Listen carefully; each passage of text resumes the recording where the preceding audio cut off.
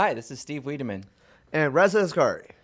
We're with Unbottleneck, this new podcast to help solve common problems in digital marketing and maybe have some fun.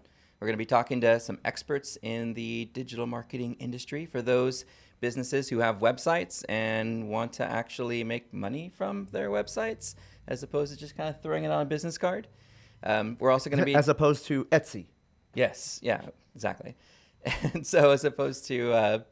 some of the questions that'll come up and issues that we hope to solve. I think we're just gonna have a lot of fun and hopefully learn some stuff.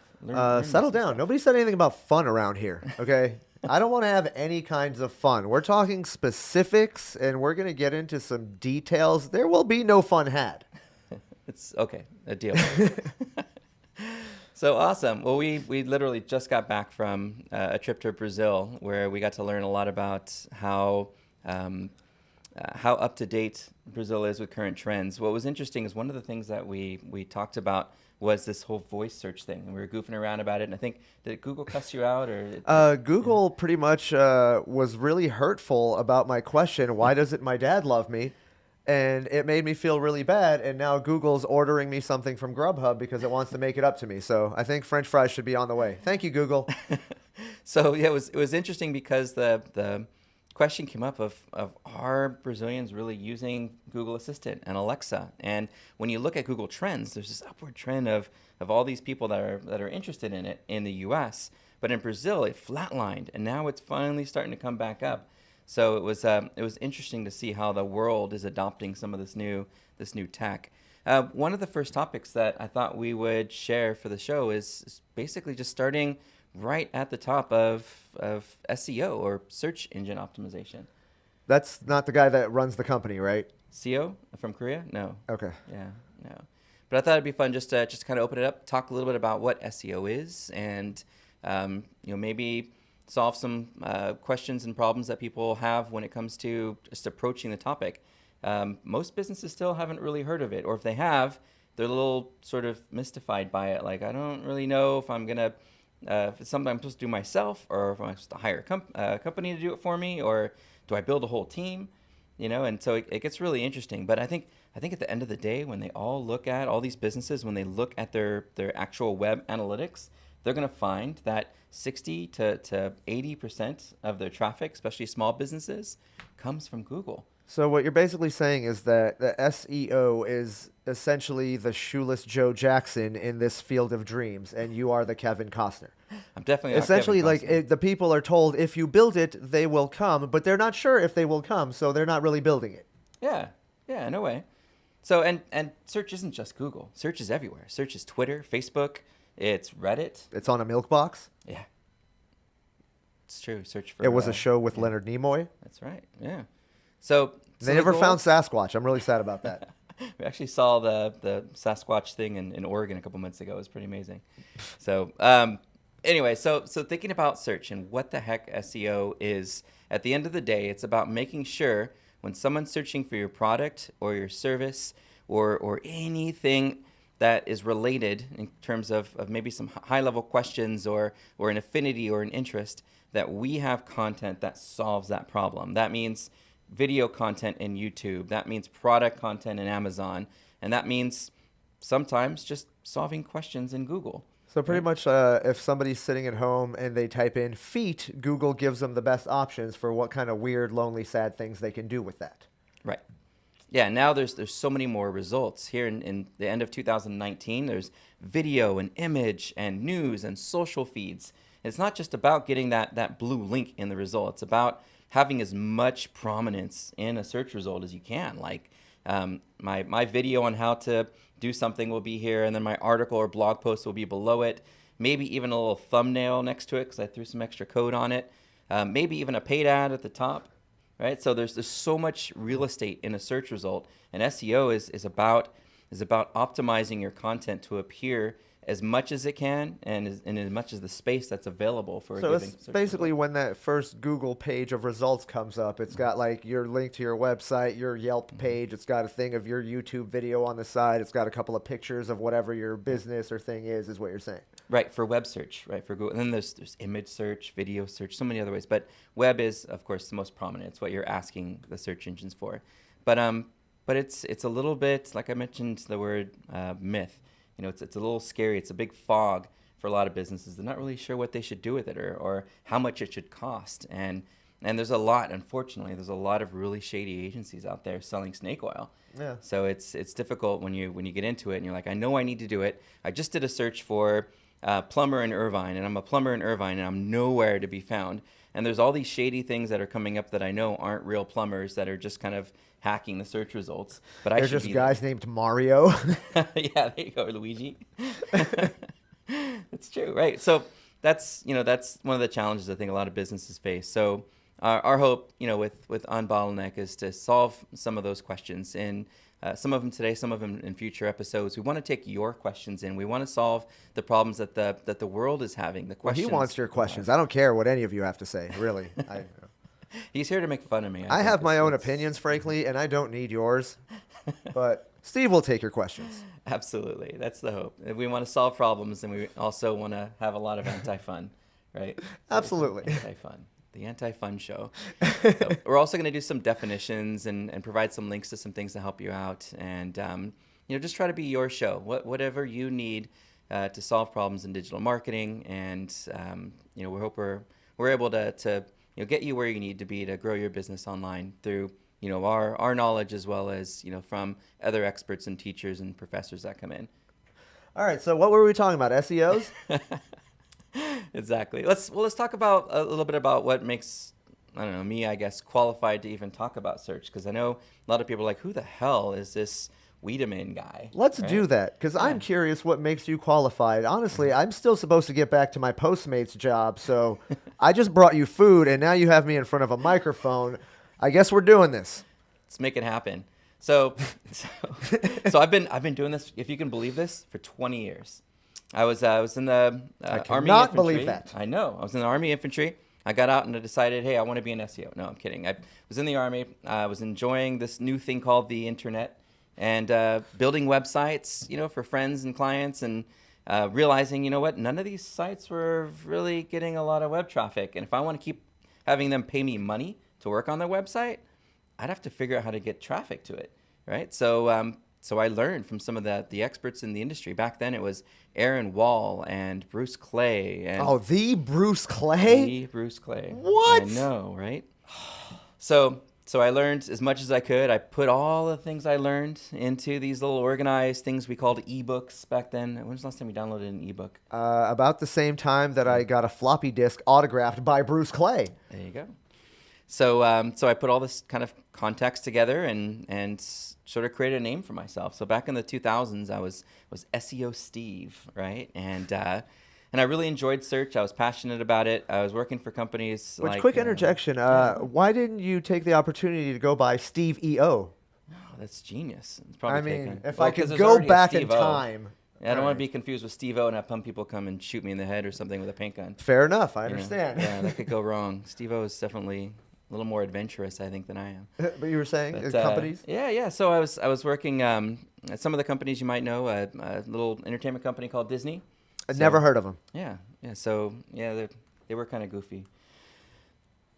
Anyway, so Silence was the yeah, appropriate right. response. I know. We should have programmed Google to come back with a funny response to that. But so I was in charge of their paid ads. So if you did a Google search for Disneyland passports, you would see their paid ad and an organic result, which is right below the paid ads. If you did a search for Disneyland tickets, you would see the paid ad, and then you would see a bunch of other websites, but not Disneyland, in the organic results, because Disneyland doesn't sell tickets; they sell passports. Okay. So one of my accomplishments, one of my agenda items was to get them to start incorporating the word tickets more, because that's how people searched. They didn't search using passports; they used tickets. Yeah, the only time you search using passports is if you have like a summer vacation with your family, or if you just need to change your identity. Those are two actually really good occasions.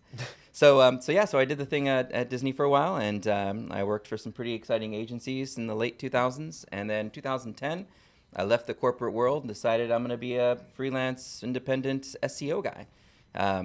Did that till 2015. We incorporated. We have a small team of experts now in search. We work with some pretty exciting restaurant franchises and e-commerce websites, and just really enjoy testing, breaking, learning all about different ways that we can improve keyword rankings and search results. Okay. And are you allowed or not allowed to say the people that you're working with? Yeah, I could talk about a few of them. I think we will too in some of the case studies. I don't know if we had to pull like a Mitch Hedberg joke and be like, I can't say who I'm working with. It's a hotel chain, but it has 2 trees in it. That's actually a good segue into coming up with some creative ideas on how people might search to find my clients. So one of them might search for best breakfast, right? Or another one might be dollar margarita deals this month, right? Or cheap dollar. Which, by the way, I want to meet the person who's just actively searching for dollar margarita deals. Like, that's a person who's got a lot of things going on in their life that they need to address. Yeah, I think you might find some in my search history. I should clear that when I get back to my computer. So yeah, and then one of the other things I do too is I teach. I just started teaching at UC San Diego. I teach an online class there, and Cal State Fullerton here in Fullerton, California. So I'm excited to take all the things that I'm teaching students and have taught people and agencies over the year and start sharing them through this show and through some of the other things that we're going to be doing in 2020. So what you're saying is we are, between the two of us, you are essentially the more accomplished, clearly by a long shot. Depends on what you call accomplished. I couldn't change a tire to save my life. Just what you did between 2005 and 2010, I don't think I've done since 12 to 38. Like I can't imagine getting that much done with my life. Yeah. That's how much of a California stoner I am. Well, remember, it's not about what you do. It's who you are. And that is who I am, a California stoner who does not get a lot accomplished. So we hope to have a lot of fun, share a lot of helpful tips, meet a lot of amazing people in digital marketing, and we want this to be your show. So let's be honest. Some of them are going to be amazing. Yeah. There's going to be a few that are just going to suck. Yeah, we're going to want to throw trail mix at them. But hey, them's the breaks. Yeah, that's how it goes. Well, cool. Well, again, my name's Steve Wiideman. Reza Asgari. And we look forward to seeing you on future Unbottleneck shows. And thanks for watching. It's time for SEO tips. That's me. So what is an SEO? SEO is short for search engine optimization. In a nutshell, it's how marketers attract customers from Google and Bing, even websites like YouTube, Amazon, and voice assistants like Google Home, Alexa, and Siri. Well, girls. Since search engines don't exactly share how they rank web pages, SEOs must test and experiment to see what works. So the 3 areas of focus for SEOs include technical enhancements to make a site search engine friendly, content optimization to address keywords and to provide the most delightful user experience, and lastly, search result optimization to improve what searchers see in results, ultimately to earn that much desired click. And that's it. So that's me. And now it's Steve Wiideman with the most important news you will ever hear about SEO. Hey, this is Steve again. Today I want to talk to you about something that's been really challenging for me to watch over the years with a lot of the SEO agencies out there. They're doing something that I've been referring to as set it, forget it SEO, and they continue to charge their clients every month for service that was done months ago.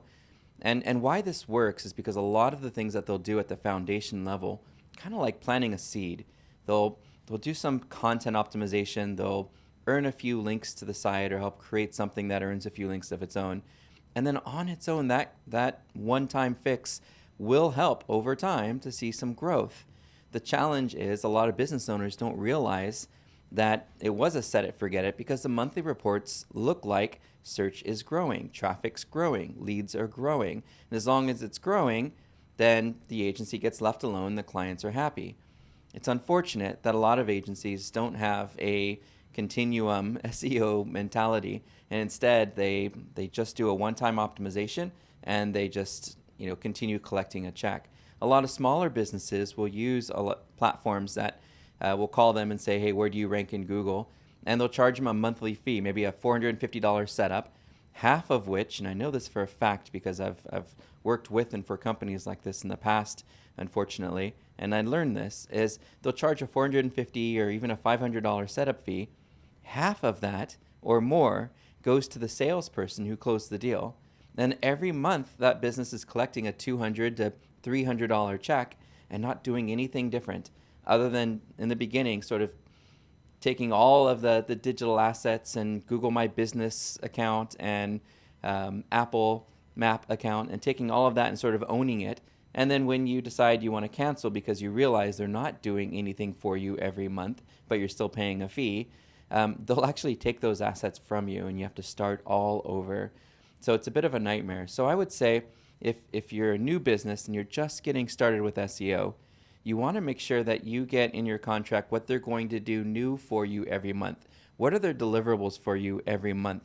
And some things that you want to make sure are included with that include improving your page speed so that your pages load faster, improving your conversion rates so those visitors who are coming to your website, more of them are becoming customers. You want to make sure that your accessibility is getting better for those people who have visual and hearing impairments.